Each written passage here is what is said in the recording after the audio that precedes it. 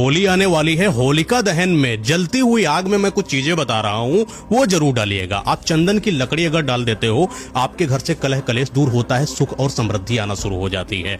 आप अगर उपले डाल देते हो जलती हुई आग में, घर के अंदर की कितनी भी निगेटिविटी होती है वो समाप्त हो जाती है। कपूर, लौंग, पान का पत्ता डाल दीजिए जलती आग में।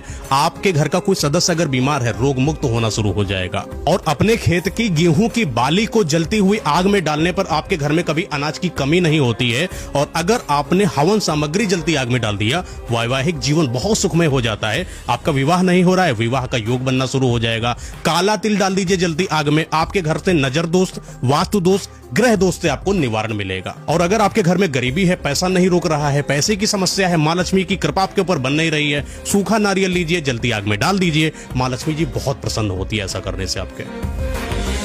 सभी लोग कहते हैं कि माँ गंगा गंगोत्री से निकलती है और बे ऑफ बंगाल में जाके गिरती है, लेकिन ये बिल्कुल झूठ है। चलो आओ तुम्हें गंगा मैया के सफर पे लेके चलता हूँ। गंगोत्री से निकलती है भागीरथी नदी, बद्रीनाथ से निकलती है अलकनंदा और देवप्रयाग में इन दोनों नदियों के संगम से बनती है गंगा, जो उत्तराखंड के ऋषिकेश हरिद्वार होते हुए एंटर करती है उत्तर प्रदेश में। और यहाँ प्रयागराज में इसका संगम होता है यमुना सरस्वती से। और इस संगम के बाद जो नदी बनती है वो भी गंगा ही कहलाती है। फिर यही गंगा बनारस होते हुए जाती है बिहार, झारखंड और फाइनली एंटर करती है वेस्ट बंगाल। और इसी बंगाल के मुर्शिदाबाद में गंगा खत्म हो जाती है। फिर यहाँ से दो अलग नदियाँ बनती है, एक पद्मा जो बांग्लादेश चली जाती है और दूसरी हुगली। ये हुगली नदी ही कोलकाता होते हुए बे ऑफ बंगाल में गिरती है, गंगा नहीं। तो टेक्निकली देखे तो गंगा देवप्रयाग से मुर्शिदाबाद तक ही बहती है। तो गंगा मैया की ये इन्फॉर्मेशन सभी लोगों को भेज के जागरूक कर दो।